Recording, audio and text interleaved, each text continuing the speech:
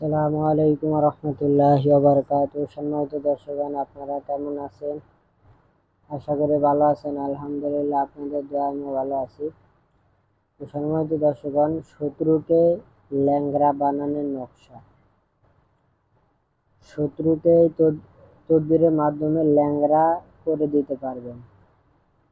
শত্রুর হাত পা ল্যাংড়া হয়ে যাবে, তার হাত পা পঙ্গু হয়ে যাবে, তার হাত পা আর কাজ করবে না, বিছানায় সে পড়ে যাবে।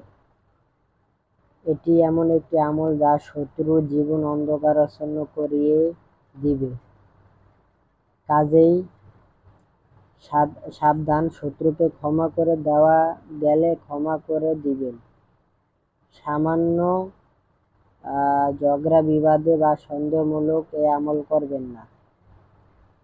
সম্মানিত দর্শকগণ, বিনা অপরাধে সামান্য কারণে কাউকে এই সমস্ত তদবির করতে যাইবেন না। শুধু মারাত্মক বড় ধরনের যে সমস্ত শত্রু আছে তাদেরকে এই তদবিরটার মাধ্যমে আপনি ল্যাংড়া বা পঙ্গু বানিয়ে দিতে পারবেন। হাত পা তার কাজ করবে না, সে হাত পা ল্যাংড়া হয়ে যাবে। তো এই তদবিরের অনুমতি পেতে হলে ভিডিওতে একটা লাইক করবেন, অন্য ভাইদের উপকারের জন্য শেয়ার করবেন এবং কমেন্টে বলবেন আমি অনুমতি চাই, তাহলে অনুমতি দিয়ে দিব। তো কোন নকশার দ্বারা কাজ করবেন আমি এই নকশাটা অপর পৃষ্ঠায় দেওয়া আছে। চলুন আমরা অপর পৃষ্ঠায় চলে যাই। সম্মানিত দর্শকগণ, এই যে এখানে যে নকশাটা দেখতে পাইতেছেন, এই নকশাটার দ্বারা কিভাবে কাজ করবেন আমি বিস্তারিত বলে দিব। তো এই যে এখানে লেখা আছে, মানে নিয়ম কারণ উপরে দেওয়া আছে। আমি নিয়ম বলবো না, আপনাদের নিয়ম দেখাবো না, আমি মুখে বলে দিব। আপনারা ভিডিওটা শুরুতে শেষ পর্যন্ত দেখবেন। এরা শনিবার বা মঙ্গলবার পাক পবিত্র হয়ে জায়নামাজে বসে সাদা কাগজে জাফরান কালি দিয়ে শত্রুর চেহারা কল্পনা করবেন। মোট 5টি নকশা লিখবেন জাফরান কালি দিয়ে সাদা কাগজে। 5টা নকশা লিখবেন। প্রত্যেকটা নকশার নিচে শত্রুর নাম এবং শত্রু যদি মেয়ে হয় তা এখানে মেয়ের নাম লিখবেন। পরে মাঝখানে বিনতে, বরিষ্কারে বি ন তয়কারেতে বিনতে লিখে মেয়ের মার নাম। আর শত্রু যদি ছেলে হয় তাহলে এখানে ছেলের নাম, পরে বিন, বরিষ্কারে বিন অবিন, পরে ছেলের বাপের নাম লিখবেন। এভাবে 5টি নকশা লিখবেন জাফরান কালি দিয়ে সাদা কাগজে। লেখার পরে 5টি নকশা ভালো বাজার থেকে ভালো মাদলি তাবিজ কিনে আনবেন, যাতে কোনো ফাঁক রূপ না থাকে। ওই তাবিজের ভিতরে 5টি নকশা ঢুকাইবেন। হ্যাঁ, ঢুকায়া মোম দিয়ে আটকাইবেন। আটকানোর পরে আপনি একটা তাবিজ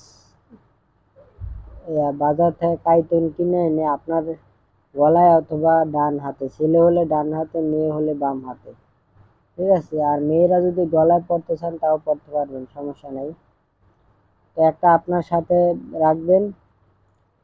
আর বাকি যে 4টা তাবিজ আছে, নতুন 4টা প্যারাক কিনে আনবেন। হ্যাঁ, প্যারাক মানে অনেকে পুইত্তা বলে, তো বড় সাহেব মাঝারি আকার সাইজের 4টা প্যারাক আনবেন। ওই প্যারাকের ভিতরে যেই 4টা নকশা আপনি তাবিজে ঢুকানো আছে, একটা তো আপনার হাতেই ব্যবহার করবেন, আর 4টা তাবিজ সুতা দিয়ে ওই প্যারাকের সাথে বাঁধবেন ভালো করে, ঠিক আছে। ওই তাবিজের আংটার ভিতরে ঢুকে তার প্যারাকের লগে ভালো করে বাঁধবেন। 4টা প্যারাকের লগে 4টা তাবিজ বাঁধবেন। বাঁধার পরে আপনি একটি তাবিজ